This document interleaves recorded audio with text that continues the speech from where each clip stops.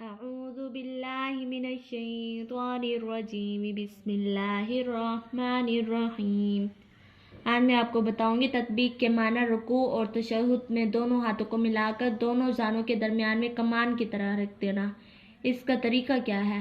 لیکن آپ اس سے پہلے میرے چینل کو سبسکرائب اور لائک ضرور کیجیے۔ اب اسی طریقے سے بحالت رکوع اور تشہد تطبیق مسنون ہے یا نہیں، تو اس کے بارے میں اختلاف ہے۔ حضرت عبداللہ بن مسعود رحمۃ اللہ علیہ کے نزدیک یہ تطبیق مسنون ہے۔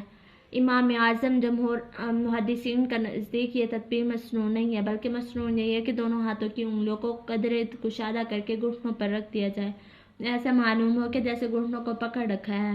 اب فریق اول کی دلیل۔ شروع باقی وہ روایت ہے جن سے تطبیق کی مشروعیت ثابت ہوتی ہے، اور ثبوت تطبیق کے بارے میں صاحب کتاب نے حضرت ابن مسعود سے 3 سندوں کے ساتھ روایت نقل کی ہے۔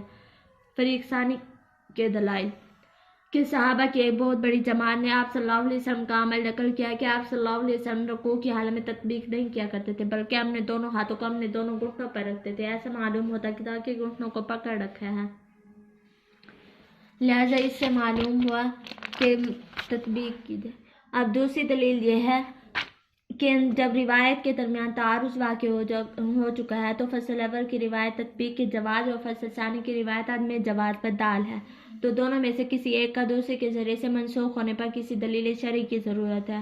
تو ہم نے جستجو غور و خوض کر کے دیکھا تو ہمیں وہ روایت مل گئی۔ سعد بن ابی وقاص رحمۃ اللہ علیہ کی روایت مل گئی۔ اب وہ فرماتے شروع اسلام میں حضرات صحابہ کرام بحالت رکوع تطبیق کیا کرتے تھے، بعد میں آپ صلی اللہ علیہ وسلم نے اسے ممانعت فرمائی۔ اس روایت سے واضح ہوتا ہے کہ فصل اول کی ساری روایت منسوخ ہے، لہٰذا ان کو پیش نظر رکھتے ہوئے جواز تطبیق پر استدلال نہیں ہو سکتا۔ اب نظر تحاوی یہ ہے کہ تطبیق کے اندر دونوں ہاتھوں کو ملا کر رکھنا پایا جاتا ہے، اور گھٹنوں پر ہاتھ رکھنے کی صورت میں دونوں ہاتھوں کو دور رکھنا پایا جاتا ہے۔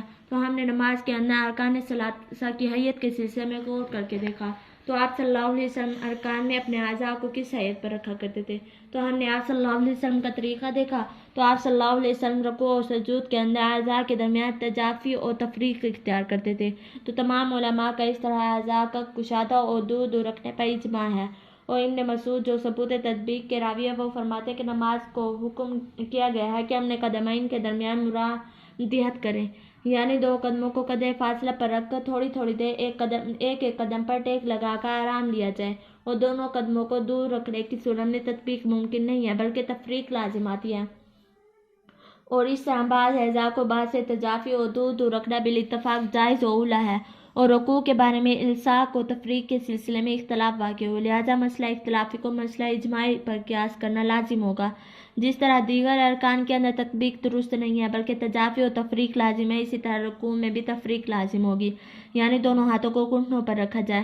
دلیل نمبر 4 کہ آپ صلی اللہ علیہ وسلم سجدے کی حالت میں اپنے ہاتھوں کو پہلوؤں سے اس طرح دور رکھتے تھے کہ آپ صلی اللہ علیہ وسلم کے بغل کی سفیدی نظر آتی تھی۔ تو جس طرح سجدے کی حالت میں مبالغہ کے ساتھ اعضاء کو دور رکھنا ثابت ہے، اسی طرح رکوع میں بھی اپنے اعضاء کو دور رکھنا فعل رسول صلی اللہ علیہ وسلم کے تقاضا اور دلالت سے ثابت ہے۔ یہ ہے کہ رکوع اور سجود کی کم از کم مقدار کتنی ہے، تو اس کے بارے میں اختلاف ہے۔ تو رکوع اور سجود کی اقل مقدار کیا ہے؟ تو امام احمد رحمۃ اللہ علیہ کے نزدیک رکوع اور سجود کی اقل مقدار 3 مرتبہ سبحان ربی العظیم، سبحان ربی الاعلیٰ کہنے کی بقدر ہے۔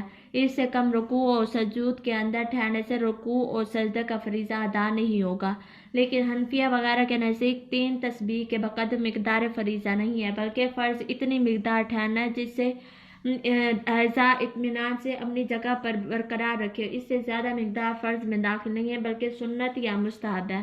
فریق اول کی دلیل۔ عبداللہ بن مسعود کی روایت ہے جس میں آپ صلی اللہ علیہ وسلم کا فرمان ہے جو شخص رکوع میں 3 مرتبہ اور سجدے میں 3 مرتبہ تسبیح کہے تو اس کے رکوع اور سجدے پورے ہو جائیں گے۔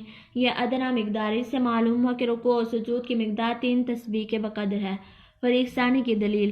حضرت رفاع بن رافع رضی اللہ تعالیٰ عنہ حضرت ابو ہریرہ حضور صلی اللہ علیہ وسلم سے تفصیلی روایت نقل فرماتے کہ آپ صلی اللہ علیہ وسلم مسجد کے اندر تشریف فرماتے کہ ایک آدمی نے مسجد میں داخل ہو کر نماز ادا کی، اور آپ صلی اللہ علیہ وسلم نے ان کے عمل فی الصلاۃ کو دیکھ کر فرمایا کہ تم نماز کے لیے کھڑے ہو جاؤ، تو سب سے پہلے تکبیر تحریمہ کہو، پھر رکوع کرو یہاں تک کہ طمانینت یعنی اطمینان حاصل ہو جائے، پھر قوما کرو یہاں تک کہ اطمینان حاصل ہو جائے، پھر سجدہ کرو یہاں تک کہ اطمینان حاصل ہو جائے، پھر مابین سجدتین بیٹھ جاؤ یہاں تک کہ اطمینان حاصل ہو جائے۔ پس جب تم اس طریقے سے نماز پڑھو تو تمہاری نماز پوری ہو جائے گی، اس سے کمی کی صورت میں تمہاری نماز ناقص ہوگی۔ اس سے معلوم ہوتا ہے کہ مقدار فرض 3 تسبیح کے بقدر نہیں ہے بلکہ بقدر اطمینان حاصل ہو جائے تب تک ہے، لہذا تمہارے پیش کردہ روایت تمہارے مدعا کو ثابت نہیں کر سکتی۔ فریق اول کی دلیل کا جواب، آپ نے جو دلیل دی ہے کہ مقدار فضیلت کو بیان کیا گیا ہے فضل اول کی روایت میں، اور فضیلت کا ادنیٰ درجہ بقدر تسبیح اور اوسط درجہ بقدر 5 تسبیح ہے اور آخری درجہ بقدر 7 تسبیح یا اس سے زائد ہے۔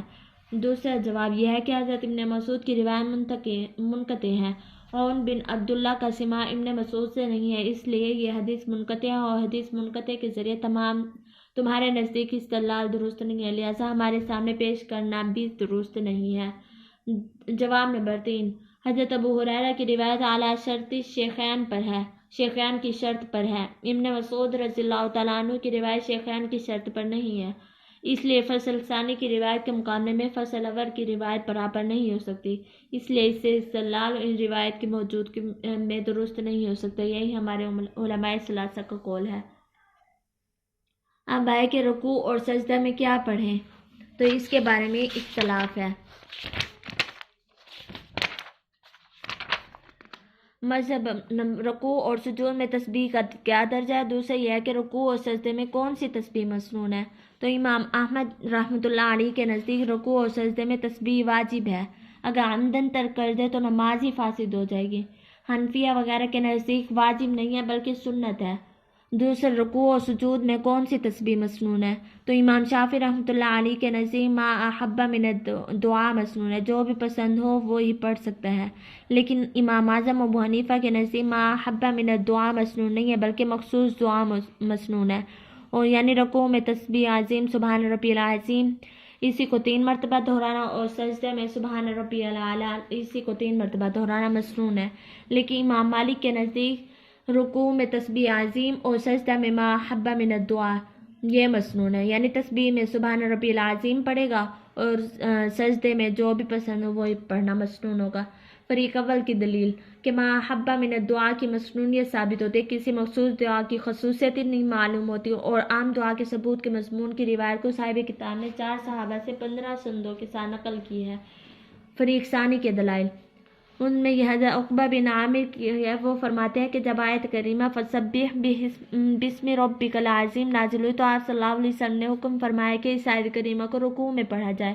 جب سورۃ اعلیٰ نازل ہوئی تو آپ صلی اللہ علیہ وسلم نے فرمایا کہ سورۃ اعلیٰ کی پہلی آیت سجدے میں پڑھی جائے، اس سے واضح ہوتا ہے کہ رکوع اور سجدے کے اندر یہی تسبیح مسنون ہے۔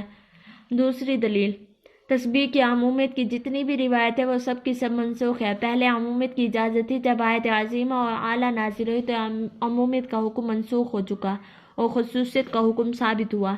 دلیل نمبر 3، آپ صلی اللہ علیہ وسلم اپنے رکوع کے اندر سبحان ربی العظیم پڑھا کرتے تھے، اپنے سجود کے اندر سبحان ربی الاعلیٰ پڑھا کرتے تھے۔ اس مضمون کی روایت کو صاحب کتاب نے حذیفہ سے 2 سندوں کے ساتھ نقل کی ہے۔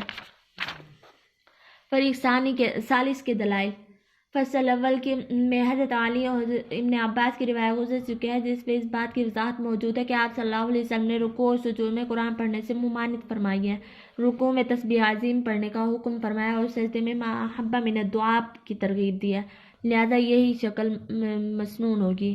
فریق ثالث کی دلیل کا جواب، وہ کہتے ہیں جو تم نے روایت پیش کیا ہے وہ اپنی جگہ درست ہے، لیکن واقعہ یہ ہے کہ ابتدائی زمانے میں رکوع اور سجود دونوں میں ما احب من الدعاء کی اجازت تھی، پھر جب آیت عظیم نازل ہوئی تو رکوع میں ما احب من الدعاء پڑھنے سے ممانعت کی گئی اور تسبیح عظیم پڑھنے کا حکم فرمایا کہ سجدے میں ما احب من الدعاء کی ترغیب باقی رہی۔ جب آخر میں آیت اعلیٰ نازل ہوئی تو سجدے میں بھی ما احب من الدعاء کی ممانعت کی گئی اور سجدے میں آیت اعلیٰ پڑھنے کا حکم فرمایا، لہذا فریق ثالث نے جو روایت پیش کیا ہے وہ آیت اعلیٰ کے نزول سے پہلے کیا ہے، آیت اعلیٰ کے نزول سے وہ روایت منسوخ ہو چکی ہے، لہذا اس سے استدلال آپ کا درست ہی نہیں ہے۔ وآخر دعوانا الحمدللہ رب العالمین۔ ہمارے چینل کو سبسکرائب اور لائک ضرور کیجیے۔